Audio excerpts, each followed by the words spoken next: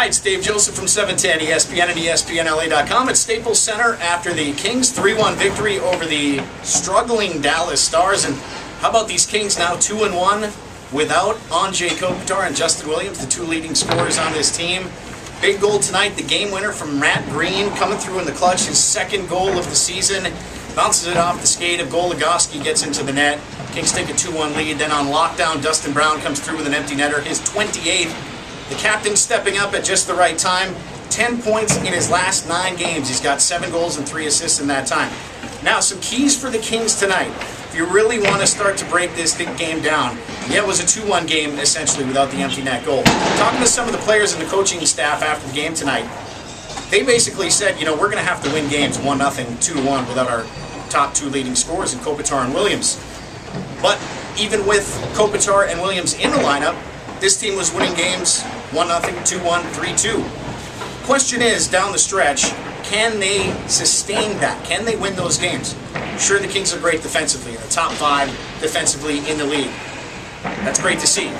Can they score goals? They're going to need to score goals if they're going to want to win games down the stretch in the playoffs. Now, looking at some of the numbers coming into tonight, sure, you're going to get what you get with Jonathan Quick, solid every night. He let in kind of a soft goal tonight. I'm sure he wants to have that one back. But normally, Jonathan Quick, solid every single night. Quick goes to 10-3 all-time versus the Stars.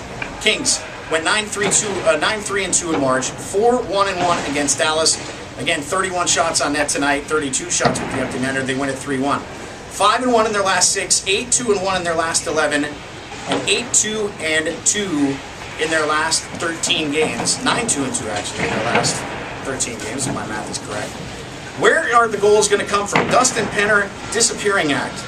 I was a big fan of Penner's. The acquisition I thought was great. Penner, no impact essentially over the last week, 2 weeks of the season. 2 goals in 15 games since the trade. No points now in his last 8 games. Going to need to see more of an effort offensively from Dustin Penner. Jack Johnson, 36 games now without a goal. Playing on the defensive side of the puck. Very solid there. Has been very good. Drew Doughty as well. 1 goal in his last 16, but again, locking down defensively. Simmons with a couple of points tonight, 2 goals in his last 15 games. Ryan Smith, 1 goal in his last 18, 2 goals in his last 28. Kings are going to need those guys to step up down the stretch if they want to have any shot at having success for the rest of the remaining 4 games into the playoffs as well.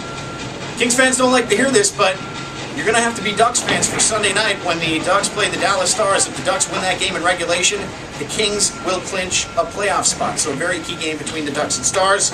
As I mentioned, 4 games left for the Kings. At San Jose Monday, Phoenix Wednesday, and then Anaheim Friday and Saturday, a home-and-home. Key games down the stretch for this Kings team. We'll see if they can clinch that playoff spot. And then who knows what happens in the playoffs. Again, Kings win it 3-1. They're in 4th place, tied with Phoenix for points, but a game in hand on the Coyotes. Next game at San Jose Monday, and then back home Wednesday against the Coyotes. We will have more after that game. For 710 ESPN and ESPNLA.com, I'm Dave Joseph.